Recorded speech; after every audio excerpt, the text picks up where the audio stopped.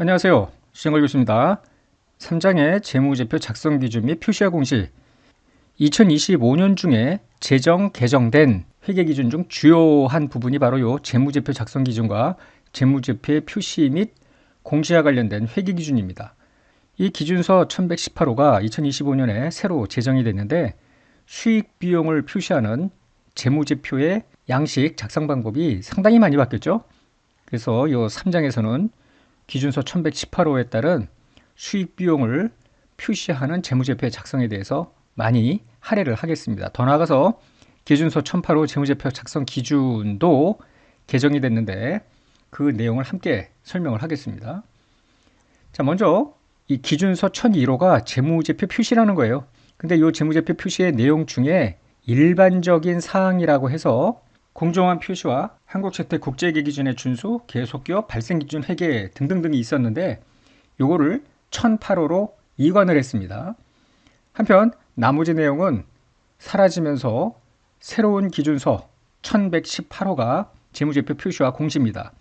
2025년 한 해 동안 1110호가 공개초안 상태에 있으면서 많은 논의가 있었고요. 결국은 2025년 말에 공표가 됐고요. 이제 우리는 1118호에 따라서 특히나 수익 비용을 표시하는 손익계산서 등의 재무제표 작성을 해야 되겠습니다. 한편 기준서 1001호에 있던 일반적인 사항이 1008호로 이관이 됐는데요. 1008호는 중급회계 뒷부분에 나오는 회계 정책 변경, 회계 추정치 변경, 오류 수정의 어떤 회계 처리를 다루는 회계 기준이 1008호였는데 과거에 1001호에 있던 일반 사항을 받아들이면서 기준서 명칭을 재무제표의 작성 기준으로 바꾼 겁니다.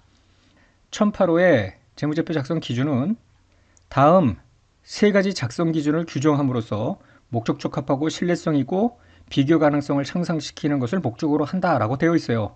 일반적인 사항, 이게 좀 전에 이야기한 종전 1001호에 있던 일반 사항을 가져온 거고요. 두 번째, 회계 기준의 선택, 변경, 공시에 관한 기준, 회계 정책을 변경하거나 추정치를 변경하거나 오류를 수정할 경우에 어떻게 할 것인지 이런 내용들이 종전에도 1008호에 있었는데 기준서의 명칭을 바꿨다고 했습니다. 어쨌거나 이번 3장에서는 1008호의 일반적인 사항, 나머지는 1118호의 내용을 보고요. 이 1008호에 있는 나머지 두 번째와 세 번째 회계기준 선택, 변경, 추정치 변경, 오류 수정, 이거는 19장에서 설명하겠습니다. 먼저 1008호에 있는 일반적인 사항을 보자고요. 이게 원래 1001호에 있었던 것이 1008호로 넘어온 거다 이렇게 이야기를 했죠. 공정한 표시와 한국채택국제회계 기준을 준수했음을 재무제표 주석에 공시하라는 거예요. 그래서 공정한 표시를 위한 개념체계에서 정한 재무제표 요소의 정의 그리고 인식 요건에 따라서 거래나 그 밖의 사건과 상황의 효과를 충실하게 표현했고요. 이런 내용들을 한국채택국제회계 기준을 준수했다라고 명시적으로 주석에 기술하라는 것인데 예를 들어 삼성전자 재무제표에 주석 1번을 들여다보면 일반적 사항에서 이 내용이 서술되어 있어요. 그러니까 삼성전자 주식회사는 몇 년도에 설립됐고 언제 상장을 했고 쭉 설명이 나오면서 이 재무제표는 한국채택국제회계 기준에 따라 작성되었으며 이런 말이 나옵니다. 이런 것들을 기준서 1001호에서 제한 없이 주석에 기술하라고 한 것을 이행을 했다 이렇게 보면 되겠습니다. 교재 125쪽을 보면은 부적절한 회계 정책은 당연히 정당화되지 않겠죠. 그런데 아주 극히 드문 상황이기는 한데요. 한국채택국제회계 기준을 준수하니 오히려 개념체계하고 상충이 돼. 그래서 오히려 재무제표 이용자의 오해를 유발할 수 있다고 경영진이 결론을 내린다면 한국채택국제회계 기준과 다른 회계 처리 방법을 적용할 수도 있다. 그게 바로 이제 일탈 회계 처리를 허용한다라는 건데요. 일탈 회계 처리는 그 자국의 관련 감독 체계가 허용할 수 있다라는 것입니다. 만약에 일탈 회계 처리를 할 경우에는 125페이지 하단에서 보는 것처럼 다음의 내용들을 모두 주석에 공시를 해야 돼요. 경영진이 일탈 회계 처리를 하도록 결론을 내렸다라는 사실, 그리고 일탈 회계 처리를 제외하고는 나머지는 다 한국채택국제회계 기준을 적용했다는 사실 등등등. 그 다음에 달리 일탈회계 처리를 왜 했는지 무엇을 했는지 설명을 하라는 것인데 굉장히 드문 이야기고요. 우리나라에서는 2023년에 삼성생명이 새로 도입을 한 1117호 보험회계를 적용을 하면서 IFRS 1117호대로 하지 않고 달리 회계 처리를 하겠다. 그리고 금융감독원의 승인을 얻어서 일탈회계 처리를 해왔는데 최근에 와서 이거는 잘못됐다 라고 보고 원위치시키는 회계 처리를 한 바 있습니다. 여러분들이 궁금하시면은 인터넷 들어가서 삼성생명 일탈회계 처리라고 쳐보면은 이 상세한 내용이 나오니까 한번 재미삼아 참고로 보시면 되겠습니다. 이거를 제외하고는 굳이 현재 우리 기업회계에서 일탈회계 처리가 허용되는 사례는 찾아보기 어렵습니다. 일반적인 상황에서 두 번째 내용이 계속기업인데요. 재무제표를 작성할 때 예상 가능한 기간 동안 영업을 계속할 것이라는 계속기업 가정 하에서 작성을 하라 하는 이야기죠. 만약에 회사가 계속기업으로서의 존속 능력에 유의적인 의문이 제기될 땐 주석에다가 그러한 불확실성을 공시하도록 요구하고 있습니다. 다만 보고기간 말이 되는데요. 이 재무제표에 대해서 의구심이 있어. 그런데 계속기업으로서 존속할 것인지의 여부를 다음 년도 1년, 2년, 3년 계속 존속 여부를 추정하는 것이 쉬운 일은 아니잖아요. 그래서 기준서 1001호에서는 이 보고기간 말로부터 향후 12개월, 즉 1년의 기간에 대해서만 이용 가능한 정보를 고려해서 계속기업의 가정이 적절한지 여부를 보고 좀 문제가 있다. 그러면은 존속 능력에 유의적 의문이 있기 때문에 주석에다가 불확실성 내용을 공시하도록 요구하죠. 한편 일반 사항으로 너무나 당연한데요. 현금 정보를 제외하고는 발생기준 회계를 사용해서 재무제표를 작성하라는 이야기입니다. 이미 회계 올릴 때 배웠겠지만 발생기준 회계를 적용해서 자산부채를 인식하면 미래 현금 유입액 유출에 예측에 필요한 정보를 제공할 수 있습니다. 이후 나머지 내용은 2025년에 새롭게 제정된 기준서 1118호에 대한 내용인데요. 오늘 강의의 후반부는 1118호의 목적, 일반적인 요구 사항만을 설명하고요. 구체적으로 재무제표 작성과 표시, 주석의 공시 내용들은 다음 시간, 다다음 시간에 걸쳐서 자세하게 설명을 할게요. 먼저 1118호의 목적을 들여다보면 이래요. 손익계산서를 중심으로 재무제표 이용자에게 기업의 성과를 분석하고 비교하는 데 보다 유용한 정보 제공에 초점을 둔다라고 목적이 설정되어 있습니다. 따라서 재무상태표 등의 재무제표가 유용하지 않다라는 것은 아닌데 하여튼 여러 가지 재무제표 중에서 손익계산서를 중심으로 심어 놓았다 이렇게 보시면 되겠고요. 더 나아가서 재무성과표, 재무상태표, 자본변동표에서 정보를 표시하는 방법에 대한 일반적인 요구사항, 주석에 어떤 정보를 공시할 건지 그런 방법을 1118호가 정하고 있습니다. 이때 재무성과표, 개념책에서도 재무성과표라는 용어가 하나 나오기는 했는데요. 이거는 실제 재무제표의 어떤 타이틀이 아니고요. 수익비용을 보고하는 재무제표의 명칭을 잠시 후에 설명을 하겠습니다. 1118호에서는 재무제표에 대한 일반적인 요구사항에 재무제표의 목적, 그리고 전체 재무제표란 무엇인지를 설명하고 있는데요. 일단 재무제표 목적은 2장에서도 개념체계에서 설명한 것과 일관됩니다. 보고기업의 자산, 부채, 자본, 수익, 비용에 대한 재무 정보를 제공하는 것이 목적인데 왜 이와 같이 자산, 부채, 자본, 수익, 비용에 대한 정보를 제공하는가? 재무제표 이용자가 의사결정을 하는데 유용한 정보를 제공하자. 이걸 2장에서 배웠잖아요. 그와 유사한 내용이 1118호에도 있습니다. 재무제표 이용자가 기업의 미래 순현금 유입에 대한 전망, 그리고 기업의 경제적 자원에 대한 경영진이 제대로 수탁 책임을 이행했는지에 대한 평가를 해야 되는데 여기에 유용한 정보를 제공하는 것이 재무제표의 목적입니다. 그러면 전체 재무제표란 무엇인가? 기준서 1118호에서는 모두 7가지를 열거하는데 이 중에 Primary Financial Statement 해서 요 위에 4가지가 주요 재무제표입니다. 이미 회계 올릴 때 배웠던 그 재무제표예요. 재무성과표, 재무상태표, 자본변동표, 현금흐름표인데 앞서도 이야기한 것처럼 초반에 요 재무성과표라고 표시된 요것이 이제 구체적으로 어떤 타이틀을 달고 수익과 비용을 표시하는 재무제표가 되는지를 곧 설명을 할 거고요. 이 4가지가 이제 주요 재무제표입니다. 거기에 재무제표에 딸려간 주석, 단기뿐만 아니라 전년도와 관련된 비교 정보, 그리고 만약에 흔치는 않지만 7번 회계정책을 소급 적용하거나 소급 제작성 재분리할 경우에는 전년도 말뿐만 아니라 전년도 초 재무상태표까지 포함시킵니다. 따라서 이 경우에는 모두 재무상태표가 3세트가 마련이 되어야죠. 단기말, 전기말, 전기초 이렇게 되겠습니다. 이미 개념체계에서 수익과 비용을 당기 순손익에 해당되는 수익비용, 기타 포괄손익에 해당되는 수익비용으로 구분한 바 있죠.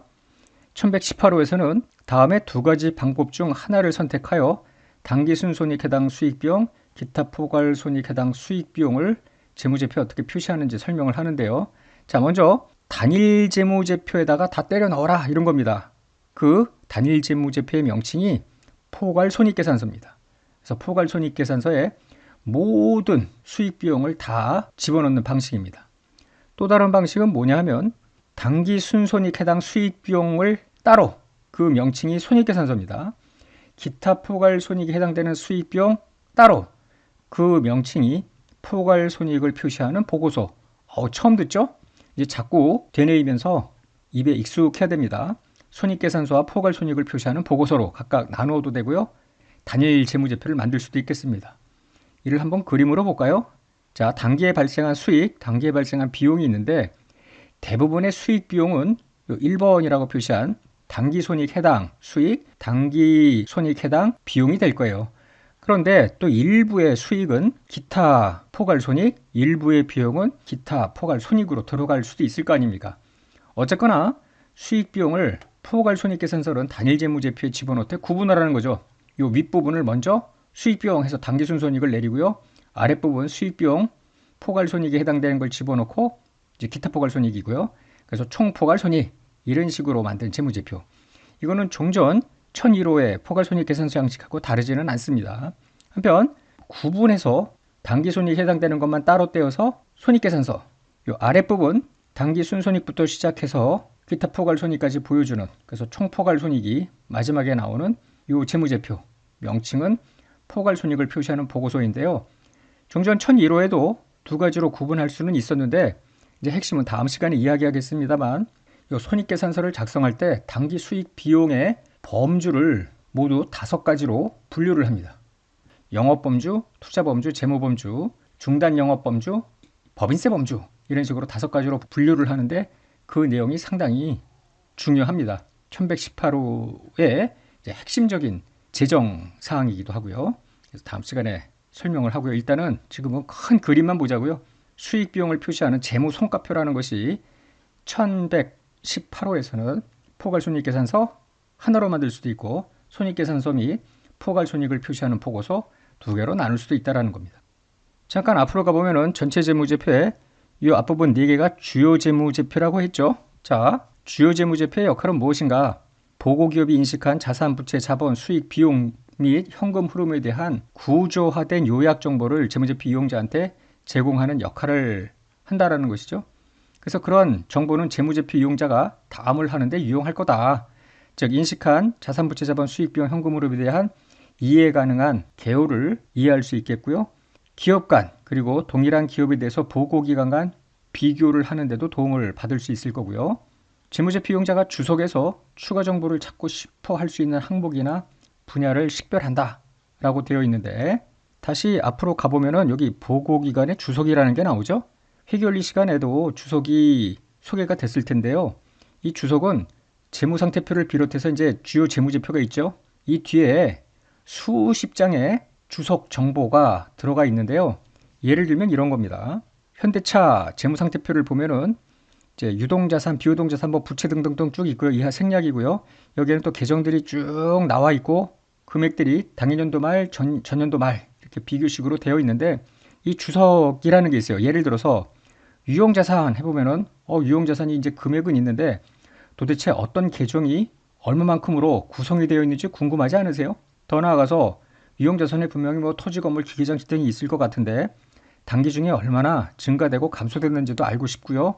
더 나아가서 상각자산 같은 경우에는 어떻게 감가상각을 하는지도 궁금하잖아요. 그게 주석 9번에 들어갑니다. 즉 재무제표 뒤에 여러 장의 주석 자료가 들어가는데요. 이 9번을 따라가 보면 예를 들어 9번 하면은 유용자산이 있고요.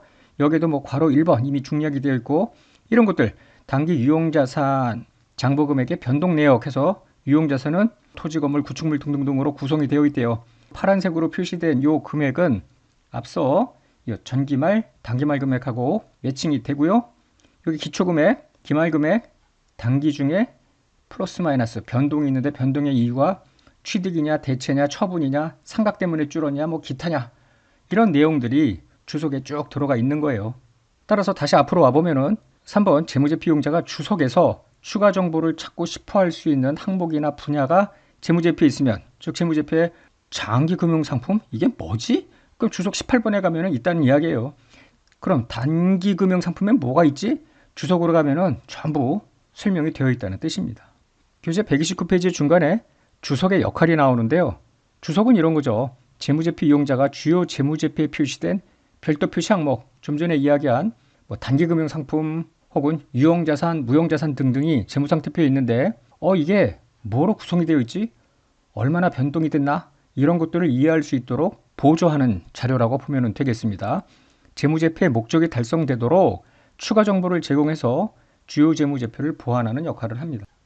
교재 131쪽에는 재무제표의 식별이 나오는데 재무제표를 딱 보여줘요. 재무제표 이용자한테. 그러면 이게 어느 회사 재무제표야? 당연히 식별이 있어야 되잖아요. 일단 누구 건지부터. 보고기업의 명칭, 그 밖에 식별수단과 전기 보고기간 말 이후 해당 정보의 변경 내용 등이 들어가 줘야 되고요. 이 재무제표가 개별 실체의 재무제표인지 아니면 종속기업까지 포함한 연결 실체에 대한 것인지 명칭이 주어져야 돼요. 연결 재무제표라면 달리 표시가 되어 있습니다. 더 나아가서 이게 몇 년도 재무제표인지 그 보고 기간이 표시되어 있어야 되고요. 이것이 금액으로 나와 있는데 원화인지 달러화인지, 당연히 우리나라 기업은 원화 아니에요. 뭐 그렇겠습니다만은 외국 재무제표가 들어왔을 때 그것이 달러일 수도 있고 뭐 유로화일 수도 있고 엔화일 수도 있고 다양할 수 있죠. 하여튼 표시 통화가 표시되어야 되고요. 재무제표 금액을 표시하기 위해 사용한 금액 단위도 있어야 됩니다. 잠깐 앞서 보았던 현대차 같은 경우에 여기 숫자로 되어 있는데 100만 원이라고 되어 있죠. 그러니까 여기 공 6개가 생략되어 있다고 보시면 되겠죠. 이것까지 원으로 하게 되면 너무 길어지잖아요. 그래서 자르기도 합니다. 뭐 1,000원으로 자른 회사도 있고요. 재무제표 이용자들한테 재무제표를 보고를 해야 되는데 적어도 매년 제공을 합니다. 보고 기간이 1년 초과 혹은 1년에 미달되는 경우가 없지 않아 있겠습니다. 왜냐하면 회사가 사업연도 중에 보고 기간을 변경할 수도 있겠습니다. 뭐 12월 법인이 3월 법인이나 6월 법인으로 바뀌는 경우에 1년 미달이 될 수도 있겠고요. 초과가 될 수도 있습니다. 그래서 그 이유와 표시되는 금액이 완전하게 비교 가능한 것은 아님을 공시할 필요가 있겠습니다. 한편 표시, 공시, 분류는 매 보고기간마다 일관되어야 될 거 아니에요. 그러나 이제 다음의 경우는 특별하게 예외를 인정을 하는 케이스죠. 영업 성격의 유의적 변화나 재무제표를 검토한 결과에 따라서 표시나 공시나 분류를 달리하는 것이 더 적절하다면 바꿀 수 있죠. 두 번째로 한국채택국제회계 기준소에서 표시, 공시, 분류의 변경을 요구하는 경우에도 바꿀 수는 있겠습니다. 한국채택 국제계 기준이 달리 허용하거나 요구하는 경우를 제외하고는 단기 재무제표에 보고되는 모든 금액에 대한 관연도 비교 정보를 공시해야 되는데요. 그 관연도 비교 정보에는 서술형 정보도 포함합니다. 그래서 단기, 전기, 비교 재무제표가 들어가야 되겠습니다. 다만 흔치는 않습니다만 재무제표 항목의 표시, 공시, 분류를 변경할 때 비교 금액도 재분류를 해야 됩니다. 만약에 실무적으로 재분류가 불가능해. 그러면은 재분류하지 않은 이유, 재분류를 했다면 이루어졌을 조정의 성격 등을 공시해 줘야 되겠습니다. 앞서 얘기한 대로 회계정책을 소급 적용하거나 재분류를 할 때 전기 초 재무상태표도 함께 보고를 해야 된다고 했죠. 그래서 모두 3가지 재무상태표가 공시가 될 겁니다. 교재 132쪽에는 통합과 세분화인데요. 통합이라는 것은 여러 개를 하나로 합치는 걸 말하는 거고요. 세분화는 하나를 2가지, 3가지, 4가지로 구분하는 것을 말하는데 공유되는 특성을 기준으로 자산부채 자본 수익 비용 현금 흐름을 분류하고 통합을 하고 공유되지 않은 특성을 기준으로 세분화한다. 즉 비슷한 건 합치고 비슷하지 않으면 세분화하라는 그 원칙에 따라서 회사가 하는 거예요. 그래서 회사마다 통합한 것과 세분화한 것이 동일하지는 않습니다. 이런 내용들을 보시고요. 자, 마지막으로 상계인데요. 자산이나 부채를 함부로 퉁쳐 수익 비용도 막 퉁쳐 그러면 회사의 재무 상태나 성과를 제대로 볼 수가 없죠. 상계 금지가 원칙입니다. 다만 회계 때 배웠겠습니다만은 재고자산 적합법을 적용하면서 평가 충당금을 인식한다든지 매출 채권에 대해서 손실충당금을 설정한다든지 이런 충당금 등은 관련 자산에서 차감한 순액으로 재무상태표에 표시하는 건데요. 이거는 자산 부채를 퉁치는 건 아니잖아요. 재무자산이 자산이고 평가충당금이 부채가 아니죠. 자산의 차감 평가 계정이기 때문에 이거는 상계로 보지는 않는다라는 말이 나옵니다. 자, 오늘 첫 시간 1008호 및 1118호의 기본적인 내용을 설명을 했고요. 다음 시간에 본격적으로 손익계산서부터 1118호에 기초한 재무제표 표시 및 공시에 대한 내용을 설명하겠습니다.